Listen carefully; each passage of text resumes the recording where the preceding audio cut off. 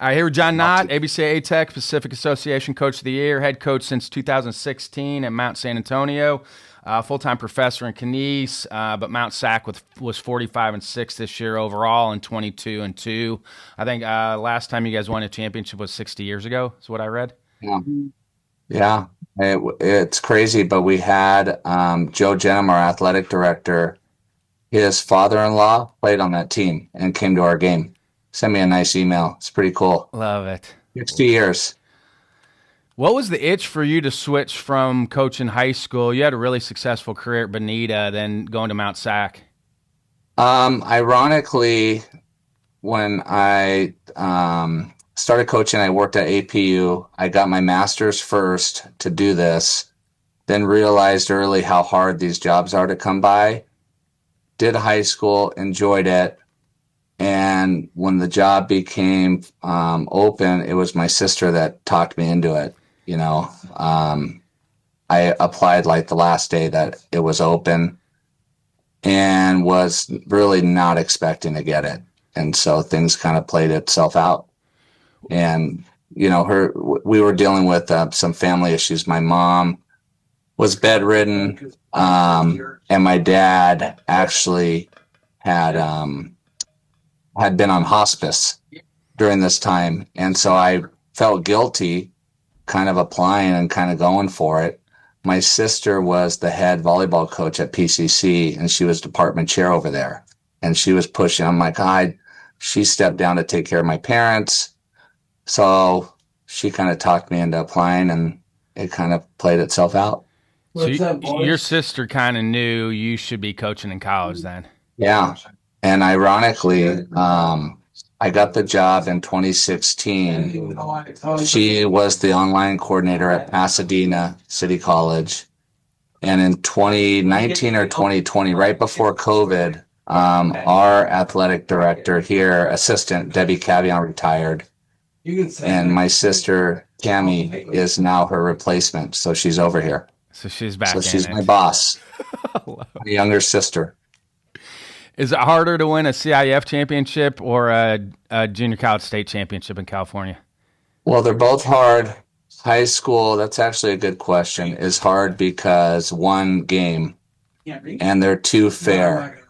What I mean by that is you can win the league, have the best team. You're at home game one, you play a third place team.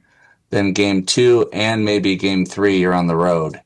Even if you're playing a third place team, and sometimes a whole new umpire area, it's tough in one game, 7 innings too. This level, you're dealing with a series. It's a much longer year, and you have to keep these guys engaged. And we've just seen them, like, you don't want them to only be happy to be here. Keep pulling the rope, keep pushing, keep working.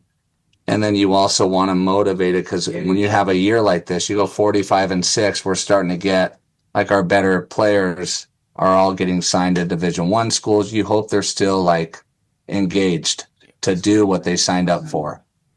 And that's not always the case either. So I think the task of doing it at the community college is more challenging because there's more of a commitment. They're doing so much more from the moment we start school, and you're implementing a commute till all the way to the end of the school year. But there's no minimizing how difficult high school is in a single elimination. I mean, we're a non-contact sport that at the end of the day, baseball, you could do everything right, line out, and not get the result. You get into a hot pitcher, a tough weather environment. So they're both challenging, I would say.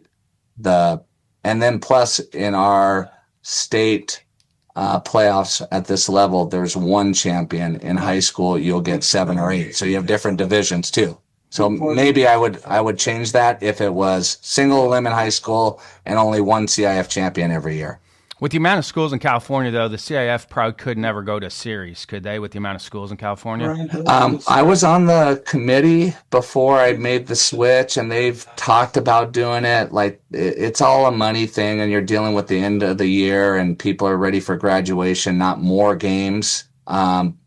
there's a lot of people out here because baseball's so hot and people are, love it, that, hey, we could run a gate at these events, that there is profit here. Parents will come and pay and use that money to help with things. So that way the series is possible. But no, right now, they don't do that. What are some of the other differences between coaching high school and coaching junior college? Well, high school, you got 3 levels to deal with. That can get wearing. So you're dealing with buses and you're dealing with parents and you're just dealing with a younger kid. And so at times, like especially early on, I was 28. You're just like trying to find yourself, trying to be consistent. You learn through failure, hoping to not get burned.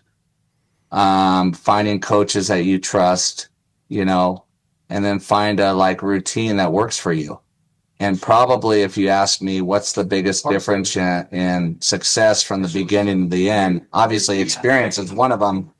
But I would say trying not to control everything. We ran way more live situations, coach pitch. The more live we ran, the better I thought they learned. And so I try to put a point game. I try to make practice as competitive as possible. We would do our structured BP, and then we would try to do some form of a scrimmage with tempo and a purpose all the time. At this level, you're dealing with them being older. The turnover is much quicker. Eligibility is a little bit different. It's not just GPA, it's units passed. And then you find out if they love it or like it. I mean, that's a big part of this, because the community of high school, like if a young man's having a difficult time finding himself, this is kind of all he's known. The parents are still actively involved, helping, coming to everything. Here, yeah, we get support, but making new friends, a whole new environment, plus a commute, plus dealing with, hey, my peers are getting a job, just going to school. So that may be pressure of, this is tough. It's hard. And you're not walking on the field significantly better than a lot of other people. So you're dealing with, maybe for the first time, you're replaceable. For me, this stuff's fun because you got to build a connection with them, and it's hard, but you really see the character and the cream, the work ethic rising to the top, like the people that are all about it and are willing to commit to this stuff get a lot better at this level. High school, it's fun, but they're so young, you can groom them better. So when they leave, you're like, man, that was a pretty special group. This one is more challenging because you're inheriting maybe some character, personality, some issues. And the turnover is so quick. If a kid blows up and has a great year, he's not coming back. He's signed. If a kid has a terrible year, you may not want him back. And then you're adding the portal kind of, they're much more aware of what's out there. So the movement's a lot higher. You got to get to the point. You got to be a good educator and teacher, and you got to be a great communicator. And you got to have a staff that you could turn your back and they're doing the same stuff.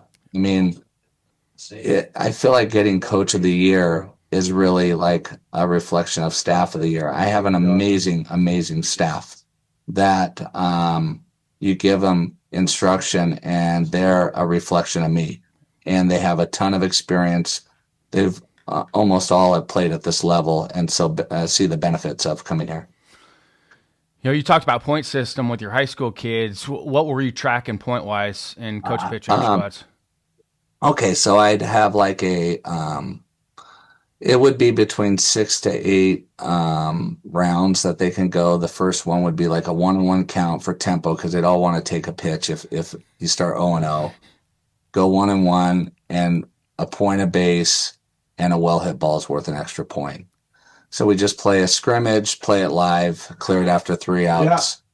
Yeah. Then the next round we would do hit and run, a point of base, including the runner, where the opposite infielder breaks. So it's a free hit if you can hit a ground ball to second, but you only get one pitch unless it hits you or it bounces somehow.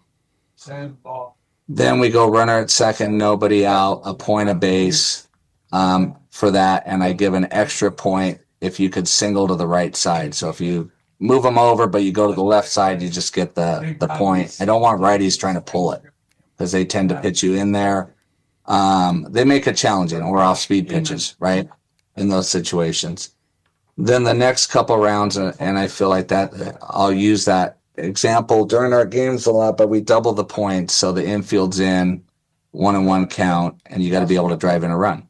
And what I've noticed is a lot of guys can hit leading off an inning or 2 outs, in an environment where there's a little bit less pressure. The pitch is a little more predictable, and you kind of see how well-rounded and how good of a hitter you have when he has to drive in a run, because the option of walking them is there. Who could draw a walk, who could not strike out, who stays inside the ball, who doesn't try to lift it but could hit it on the side, stuff like that. So,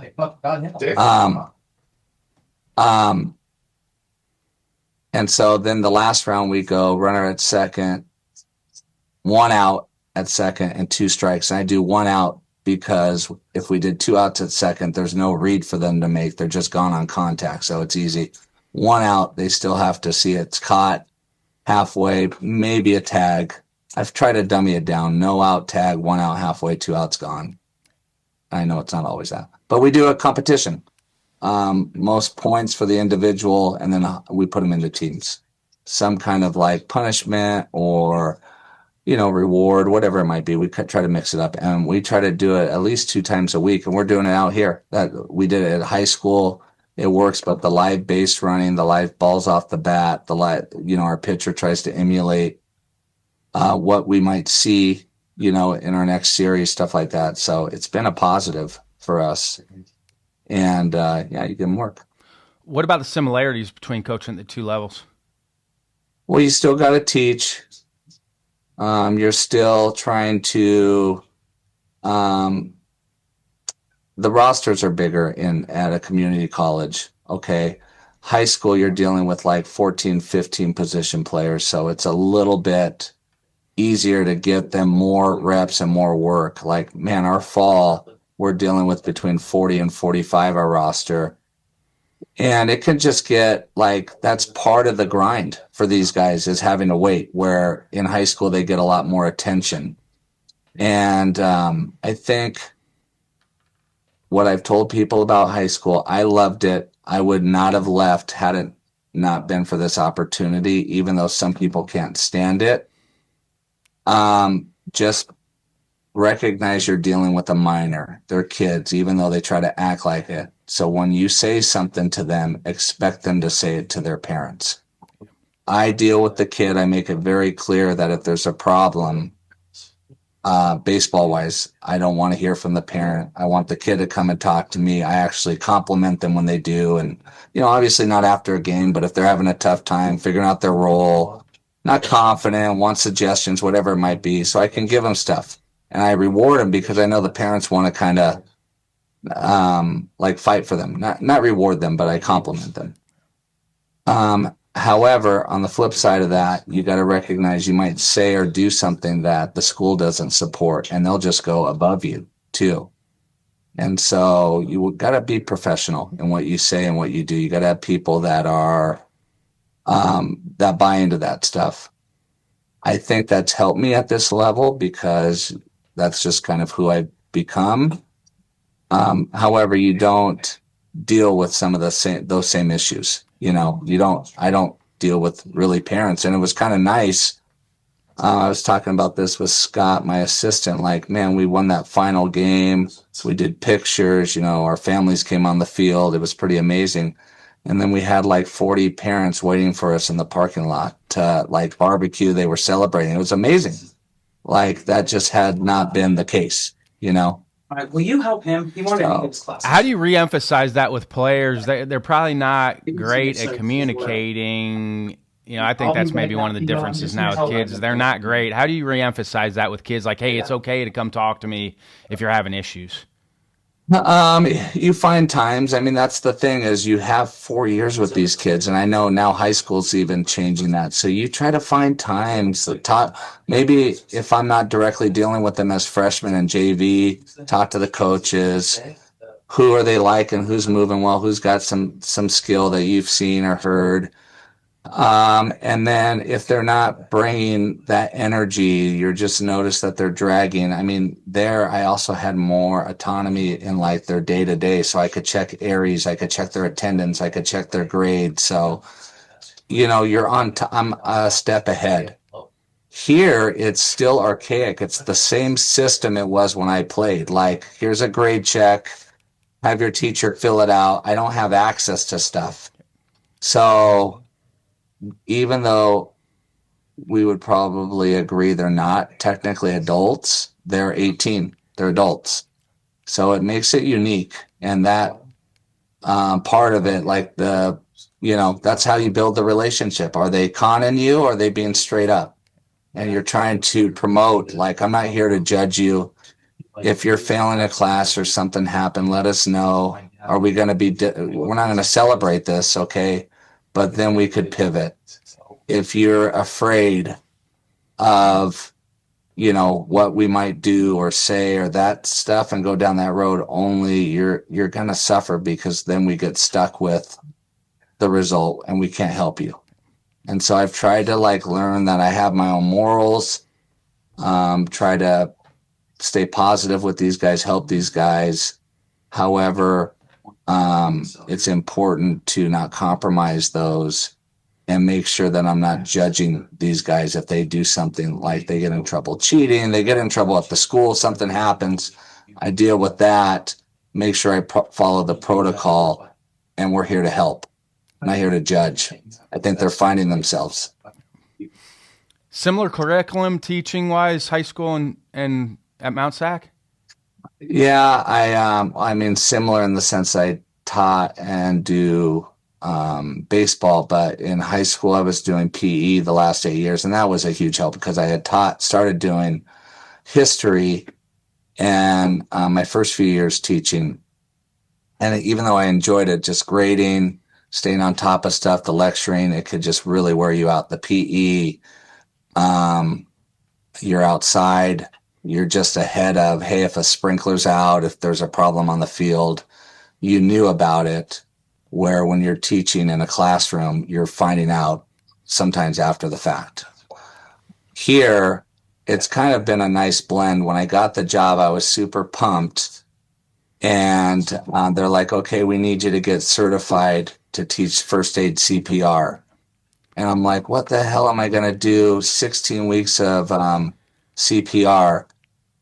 And I thought I was going to love the baseball and hate the teaching. But the first year I actually was probably more of the opposite. I loved the teaching. The baseball was tough to kind of get going, But I've really enjoyed both. I teach fitness for a living, and I teach first aid CPR. And I saw your class schedule. It's online. Cool.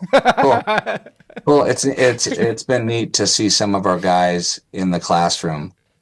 Some good and some even not so good. Like, hey, I could see why maybe they're falling short on the field because, granted, some could be a good player and not a great student, but there's a lot of correlations like eye contact and posture and just willingness to listen and understand.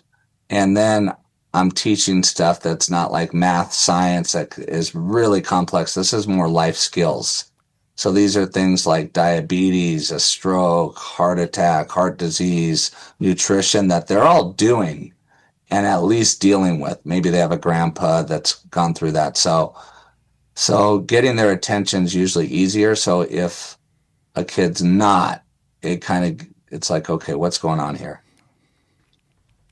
You said baseball was hard to get going in the beginning. What did you feel like was hard to get going when you first got here? Well, when I got hired, I wanted to make sure that the people at Bonita knew I was committed to them because I got hired towards the end of the year. So I hadn't figured out a staff, hadn't done any recruiting. Like I kind of waited on all that stuff. And then you're getting officially hired. That takes time to be board approved and figure out your schedule. So it wasn't until like probably middle of the summer that I was able to hire my first coach, Coach Zine. I brought over a couple people from Bonita and like started getting the staff here. And along the way, my thought was, okay, winning would be nice, but it's secondary. Let's learn the level. Even though we played here, it's been a minute. Let's learn the routine, the schedule, the school. And I understand that when you get hired, there's like some energy for the school, like, hey, you might get some people. But for me, the winning part was secondary. Let's build the infrastructure. And it tested us because I think the first year we were sub 500. We had lost like 11 in a row. I mean, there were absolutely days that you're, leaving here going, what did I do? Is this the right decision? And you're dealing with stuff at this level, kids getting in trouble for things that I wasn't dealing with even at high school. They weren't doing that stuff. So it challenges you in that sense. Like, okay, what are you about? But the cool thing was year 2, when that happened, it was a lot easier to go out and find guys and tell them what we're about. But year 2, we won the conference and we made it to the Final Four. And that was the first time in over 50 years. So that's kind of cool. Did you feel like coming out of the fall, you guys had a chance to do what you did in the spring? Well, we knew we'd be good, but the level, no, Isaiah Moniz wasn't throwing like this. He actually was coming off Tommy John. We couldn't activate him last year. He'd throw a pen or in an inner squad. The velocity's there, but then he's done after an inning or two. So, I mean, it was so much so one of my assistants was like, I think he's got to be a closer. I don't think we can count on him. And then Ty Thomas, who had a great year for us, he had wrist surgery. He played in Alaska, hurt his wrist, needed surgery. He missed the whole fall. We didn't have Landon White, who fell back to us at the break from Arizona State. And we didn't have Tyler Stoll, who fell back to us out of Chino Hills from College of the Mind. So I didn't think we'd hit with the power that we had. But you knew in the fall, we were athletic. We had a good group. We had some versatility. There's character there. With Isaiah's Tommy John timeline, where'd that put him in the spring? How many months off Tommy John was he coming in the spring? He was 2 years. What's crazy? 2 years. That's wild. Last year, okay, I'll count it still as this year, us winning the state. The year before last year, he was with us the whole time. He was a part-time student in the fall. We were ready to activate him in the spring, and he just couldn't get healthy. And it wasn't his arm; it was actually his oblique. He's a big boy. He's a big boy, big strong kid, and it's like, man, maybe he's just not going to get healthy. And there was that conversation of like, do we want to run this back with him? And I think what made it inevitable for us was, one, it's a pitcher position of need. 2, you're dealing with a kid that wanted to come back. And granted, it was his 4th year, but he wanted to do what it took. And so you started to see him clean up his body. He was in the weight room on a more regular basis. His personality, like, he totally proved me wrong. Like, he was easy to judge that maybe he's lazy or maybe he's not the hardest worker or the best kid. And I couldn't be more wrong. He was a hard worker, totally committed, great teammate, competitor, and he didn't miss a start. I mean, that's pretty amazing. When we look back at it, he did not miss a start. All the innings that he threw and how well he threw and how consistent, it's pretty amazing. He make nutrition changes too? Yeah, he did. He was meal prepping. He was more conscious, Funny how that all works. Of what he was putting. And that was one of the things I noticed that made this group exceptional was a lot of guys were. And they were doing it even in the spring, in between BP, you're seeing them eat food that they prepped the day before. I think that's the goal is, hey, we're going to lay this out. But when you see the buy-in is like what makes it pretty neat. And I've had that like asked a few times, but like, what was different? You've had some good teams. You have to give these guys these guys credit, because obviously we had talent, but you go over this stuff like you got to stay committed. You got to compete. You got to pick yourself up when you fall. You got to have diversity in your game. You can't just do one thing. Good teams take that away. Well, you don't know how they're going to be until that opportunity presents itself, because some of it's there just every day. You see the attitude, you see the effort. But when you're falling behind 3 runs, when you get shelled the outing before, when you sit the bench and you get replaced, when there's an injury, like you start to see, okay, what are we going to be about? And when guys get tighter, when they're still all in, when they're disciplined, it's pretty amazing.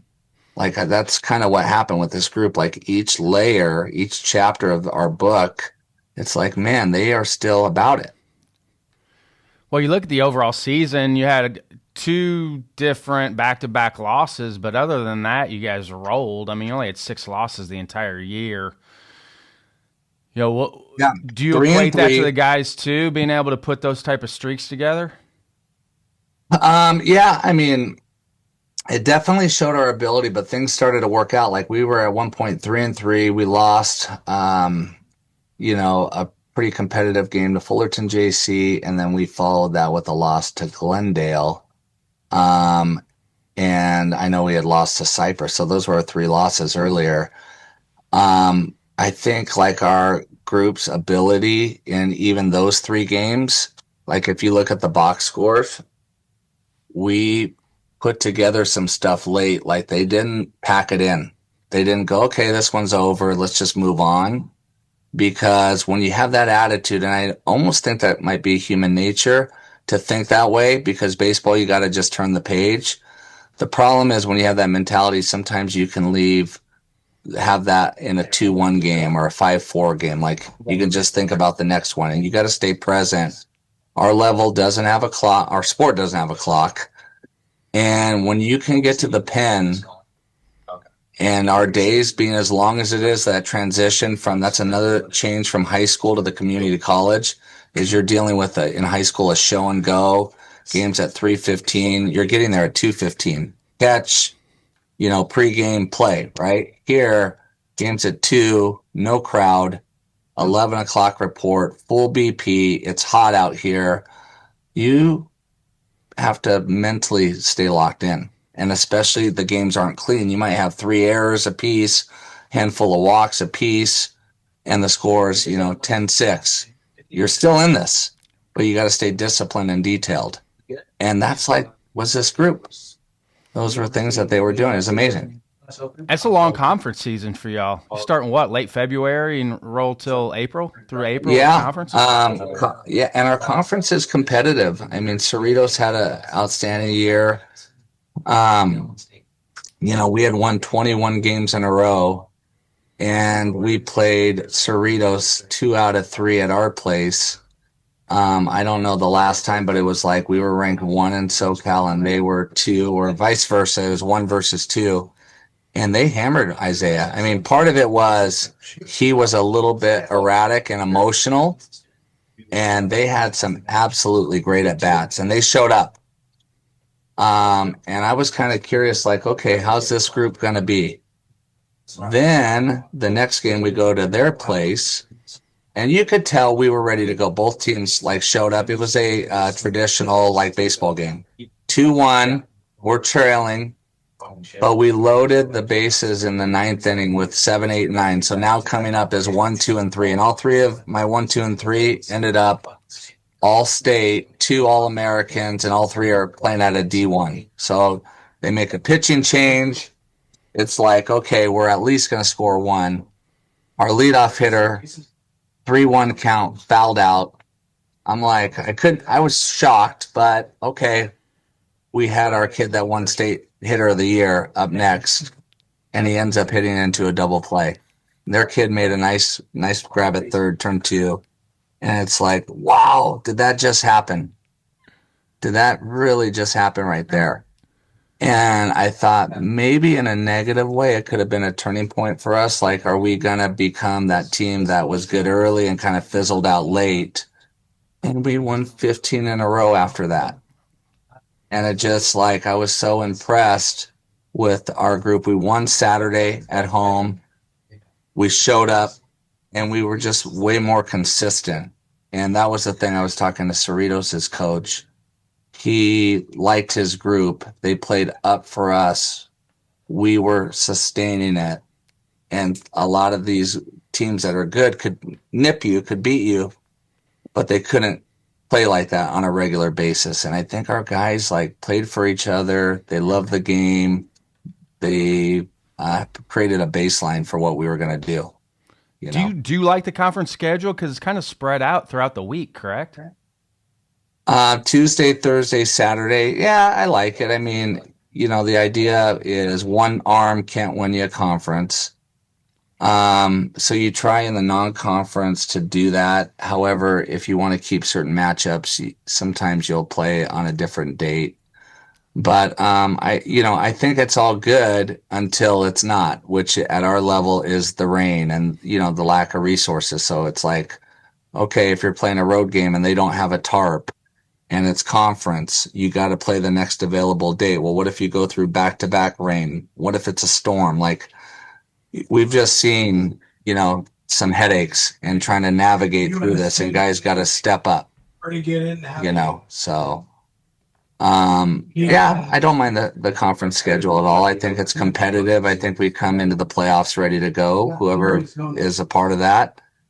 And, you just got to go one in a row. Coach Zion's been with you the whole time? Yeah, Coach Zion. Ironically, I did not know him prior to hiring him. And we had a handful of friends in common, so I started doing homework. He was coaching at Pomona Pitzer at the time.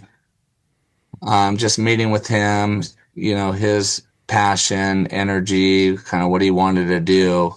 And I've always told people how much respect I've had for him, not just his coaching ability, but he bet on me and coming over here without much of a guarantee outside of a stipend. He's been able to now teach classes here and really develop a pretty good resume, but it didn't start out that way. We start out getting to know each other and not much of a guarantee. Do you have a checklist for hiring assistants? Or is it just off gut feel? No, I think you're looking for what's the need. I mean, you want to find a pitching coach. You want to find a good mix of coaches that can connect with players, but also have some experience. So I feel like this is such an amazing staff. I mean, this past year, Coach Vanderhook, who's actually near me, he coached at Cal State. Hookie, what's up? Hookie, they're saying hi to you here. Ryan is Brownlee. Yeah, he gave you the middle finger. So. Shocker. Yeah, but we've had just a wide array of coaches, and I think their experience has been huge. But their passion and willingness to kind of blend and do what we ask them to do has been awesome, and it's been really a lot of fun. Any unsung heroes on the team, like people you didn't expect to come in and do what they did? Tons. I mean, there's been so many. Seriously, I can go through probably the whole team. That was one of the questions earlier. I mean, I think even early on, like Brian Bradshaw went to UCSD. And I could vividly remember saying he can't play center field. He's too slow.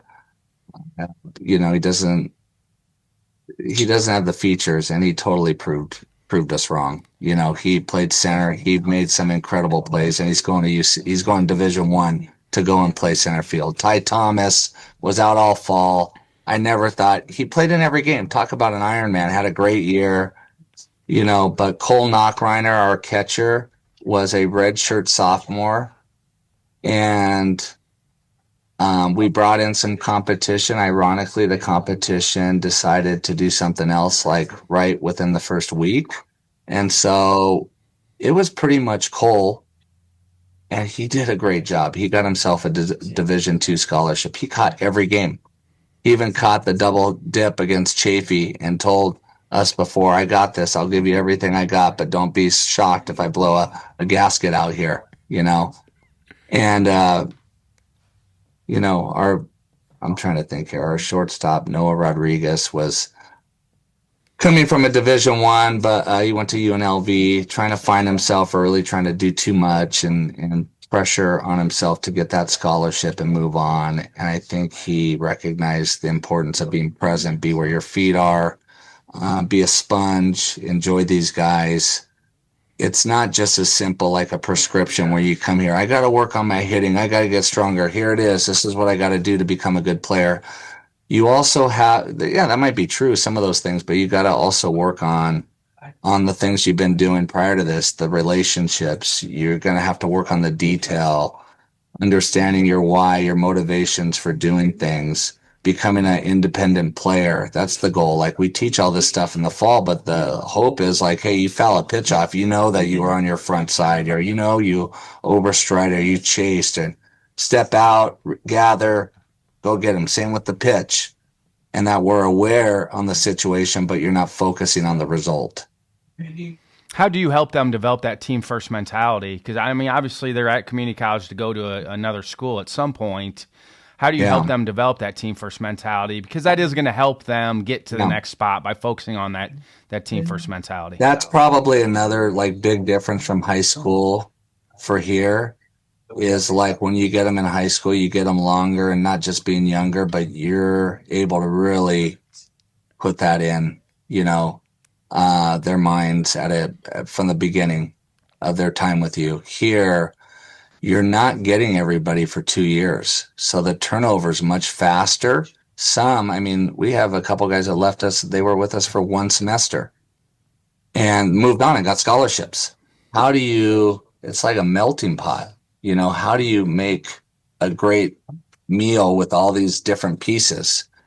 And that is a challenge. It's not a one way. Like, it starts with the staff being clear on the expectations, but also being all in and holding these guys accountable. But the players get a ton of credit for committing and being about it and not just saying it and doing it on a daily. I got to finish that up. Okay. And I think that's always the challenge every year. You have to check your ego at the door, and you have to recognize that you're committing to kids, and it's not just about moving them on. Coaches want players from good programs, because usually when you've been in a winning program, you're asked to do more than just one thing. Maybe be in the game in the dugout when you're not playing. Pressure to get into the game, so you got to bring it in practice. Versatility in your game because there's other options. That's the kind of environment you want, and honestly, that's the type of world the player's trying to get to. They're trying to get to the highest level, so you might innately hope for a guarantee, like I want to go in there and get 200 at-bats, but what we innately want might not be what's best for us. You shouldn't want that. You should want to be held accountable, and if you're not good enough, then you should draw the short end of the stick. But it's all in pencil. Tomorrow it could change. You got to keep working at it. And when you have a great staff, they notice who's making those adjustments. You asked me about like an unsung hero, and our kids having surgery today, but we walked off the second round. Our players dogpiled on our kid that did it. He tore his ACL. It was crushing. He was hitting over 400, drove in right around 50 runs, like very impactful. His replacement, we were very thin at this point based off injuries and just kind of what had went down. His replacement hadn't had a ton of at-bats and playing time, and he was really pressing. I mean, he's now getting at-bats in the final round to get to the Final Four, the third round, the SoCal Finals against Glendale. And he's doing some good things, but you see when he's not doing so well that he's maybe pressing, trying to do too much. And just a credit to the makeup of the group and his work ethic, the final game against West Valley that we beat them, in the 8th inning, he came up, bases loaded, 1 out, hits into a double play, ground ball to third. Then he comes up in the 10th inning, bases loaded, 2 outs, full count, jam sandwich to the pitcher. And he's like, at this point, just totally head down, and we're encouraging him. It's okay, man, be ready to go. Then in the 14th inning, when we take the lead, he comes up, runner at second, 1 out, bangs a single to center, and to give us that run. And we scored a few more afterwards. But it's like resilience, discipline, and then seizing the moment when that opportunity presents itself. You got to be ready. And that's like the makeup of the players, because you could say it, and then the guy is upset at his role, and he's just not primed to seize the moment. How do you prep for that? You may get bounce backs, you may not get bounce backs. So obviously roles are going to be kind of fluid throughout the entire year because of you may get bounce backs, you may not get bounce backs. Yeah, I think that's what we've signed up for. There's a little bit of a pro ball component to this. And the bounce backs have arguably been our most impactful players. I think the 2-year guys have been probably the best leaders, and you've seen the most growth. But like the highest ceiling have been probably the guys that started at a 4-year, like Isaiah was at Cal State Fullerton, Landon was at Arizona State. Like, you could see on many occasions why they were signed out of high school. And now it's like injury, maybe it's grades, or maybe it's just discipline, or a combination of things. There's a reason these guys need to be here. And I actually wish it was more the prereq for everyone to at least come a year, because our level forces them to kind of have skin in the game. They got to commute. They got to time manage. There's no money. There's no NIL for them. It's just such a great stepping stone. They're away from their parents, so it's now on them a lot more. It's a great stepping stone for them to be able to not only fail, but see how much they like it or love it. And also having bounce back guys, they can kind of relay that the grass isn't always greener on the other side too, correct? Yeah, I think that they were able to share those specifics, like the benefits of being here, of getting the more individualized attention, to recognize the opportunities that they're getting. Just it was almost refreshing in a lot of ways, because when you're signing kids at one point, freshmen and sophomores in high school, you're just going to miss. We all think development, we know, but until it's really right in front of you, you don't know, because we don't know all the factors, and we're all wrong at times. And so that's kind of the case. From time to time, is like sometimes it just was not the right fit, and it's there, and it's getting the player to recognize what's inside of them. And we've had just several awesome stories about doing that. You talked about players from successful programs. What do you feel like championship teams or programs or players do that other ones don't? Well, I think it starts with like not words, but actions.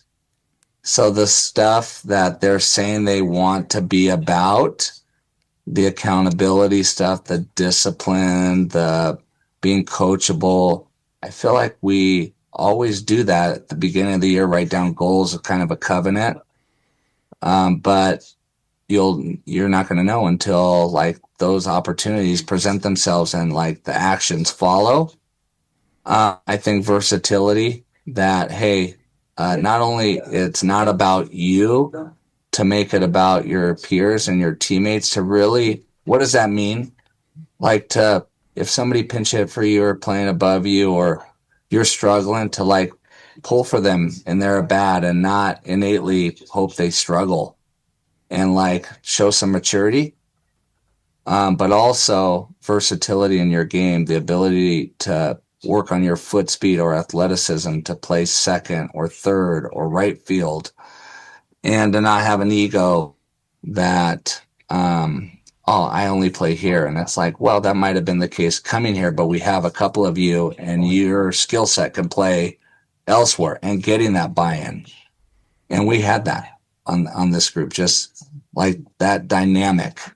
And I don't think there was any one major thing, except we did do on Fridays in the fall, going over mental training stuff. We watched a ton of videos and read some stuff that Coach Vanderhook had from Brian Kane. And from like planning your day, we had them write down like from the moment they woke up to the moment they went to bed, what they're doing, what they're, so they're prepped, so they know, to ways that they can improve their breathing. So when they get in a pressure cooker or a moment that they're kind of caught up in the result, some things that are tangible that they could do to help them, to maybe just some perspective on stuff that's going on and getting them to talk and open up, that you kind of get to know the player internally. And so that I think helped too. Those goals and covenants, those different from year to year? Are the team setting those, or that coming from the coaches, or a mix of both? Yeah, I think you don't want the coaches doing all of it. You want the coaches to guide, because at young men, like being bold and speaking out and being brave to say something that could get them laughed at. Not everybody does that well. So you want to be the type of leader that can guide, but you definitely want it player driven, because this is what they want. And this is how they want to be held accountable and what they want to do. And then you, as the head coach and the coaches, you want to use your experience. Like, hey, what if this happens? How are we going to handle it? And you kind of create this checks and balance for your team, Do you have a fail forward moment, something you thought was going to set you back, but looking back now helped you move forward? Could be personally or professionally.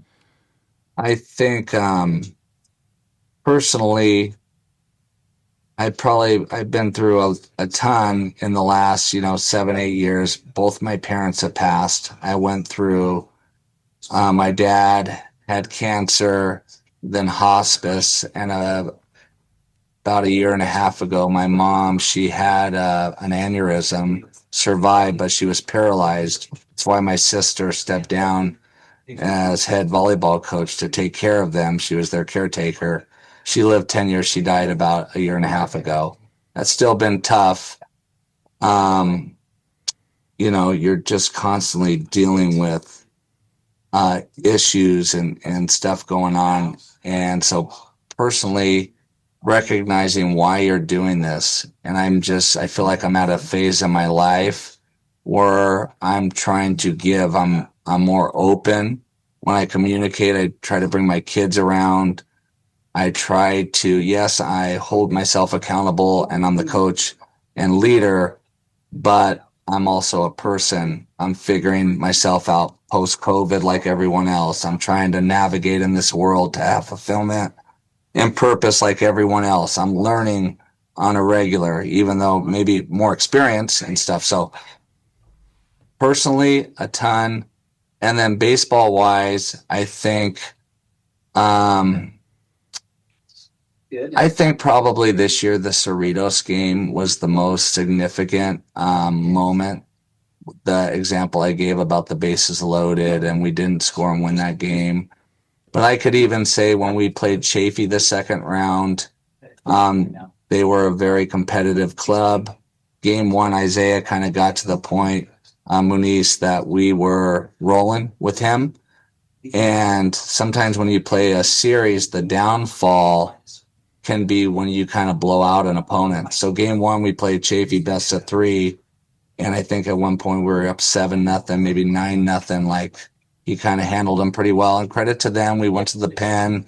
They hit our guys pretty well and made the score somewhat competitive. But it was pretty one-sided. And then shows a testament to their character, their work ethic. Game 2 happened to be the Mother's Day weekend. Well, it was a double header if you lose game 2. Now, we're the road team the first game. We'd be the home team. And ironically, out here, the temperature was over 100. It was super hot, and I got right before the game, the water's getting shut off. They had a mainline leak.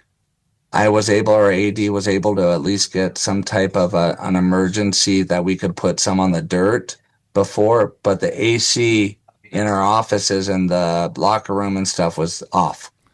So, game 2, okay, the first game of the doubleheader, we had a 5-3 or a 4-2 lead, kind of went all in to try to win it right there.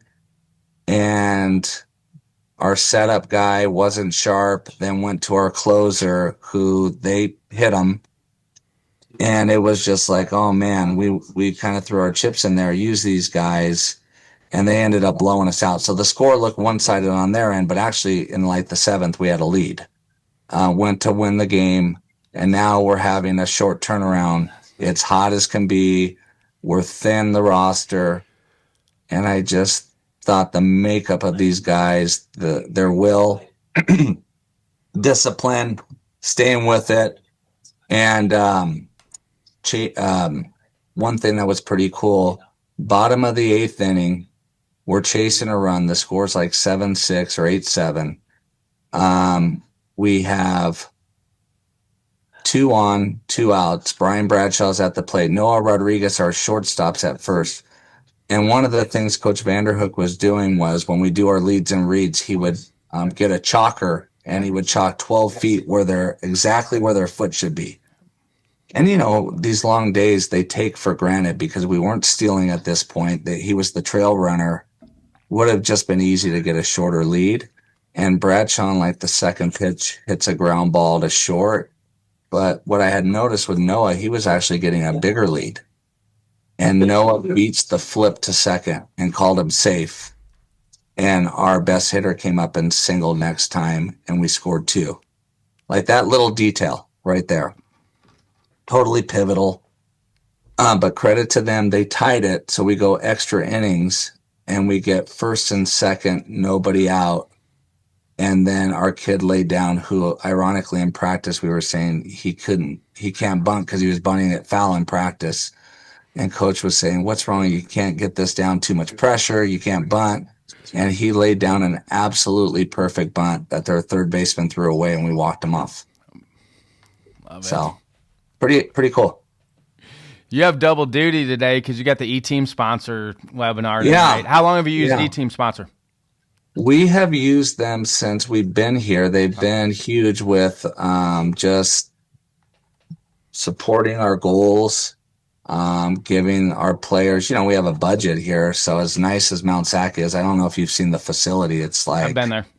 It's pretty amazing here. We're hosting all these events. I mean, we hosted the state recently, but our football field's nice. Our track and field facility's awesome. The weight room's great.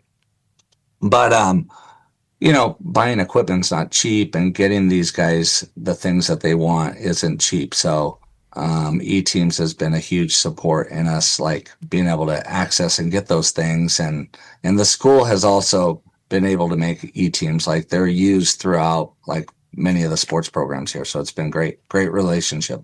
Guys have been very helpful. Love it.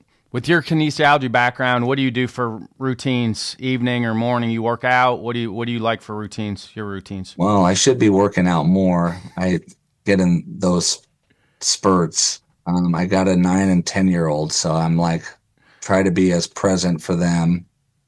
My 9-year-old daughter, she plays soccer. She likes dance, stuff like that. So I'm going to her events, and that's crazy because that's all over the place. I mean, she's got a game this weekend coming up out in Huntington Beach, 8 a.m., doubleheader Saturday. So those are those games. And then my son is doing soccer ASO. We're just doing local plus travel baseball, which I don't coach. I'm a dad, a fan. And so just helping him kind of find himself and be present, do that stuff with my wife. My wife has recently had surgery, so she's been at home. So I've been having to do double duty. Love it. How long's her timeline till she's back? We'll see. It looks like she's going to be okay, but, she's been through a lot physically. She's had, ever since we had our daughter, she's had like issues with her wrists, And we're not getting a clear answer on why she was into martial arts. So they thought maybe that was it. Yep. But her back, wrist, and this most recently was cancer. And so we think we're good. It's just, I'm not putting out a timeline. We want to make sure she's up feeling okay. But totally blessed. It's just scary when you're dealing with these things. Yep, for sure. For sure. All right, what are some final thoughts before I let you go? Well, I appreciate you having me. I think this was an amazing year. And I had almost, Coach Zion is super positive, almost to a fault. I'm like, man, we got to just chill. But he has been thinking of this for a long time. But I had personally accepted like winning a state is so difficult. Like I didn't want that to define me, because I know there's pressure at a school like Mount Sac. They win in all these sports. And for me, it's about the connection, moving guys on. I didn't want it just to be about that. And so to have a group so committed, just so amazing in so many areas, that believed in the system, that worked hard, that pulled for each other. It shows that our level is alive and well. It shows the benefits of coming here, that you can move on. You can accomplish many of your goals and dreams, but it's not going to just happen overnight. It's a lot of work. And just the journey. I mean, even to the last day, I had felt like we could do this, but we weren't focusing on that. We weren't coaching, trying not to lose. We really enjoyed these guys, and just an amazing group of coaches that not only were committed, but were building relationships with these players. And you know what the player does well and maybe what they need work on, but you almost become like a fan because you're recognizing the growth that they've done from the beginning. It's pretty cool. It's a pretty neat deal. Love it. Thanks for your time, John. I'll see you tonight. Thank you. Thanks for having me. I'm glad we got this working. Oh, yeah. And hopefully it's enjoyable. Yes, sir. All right. Appreciate you, sir. Thank you. Thank you. Take care.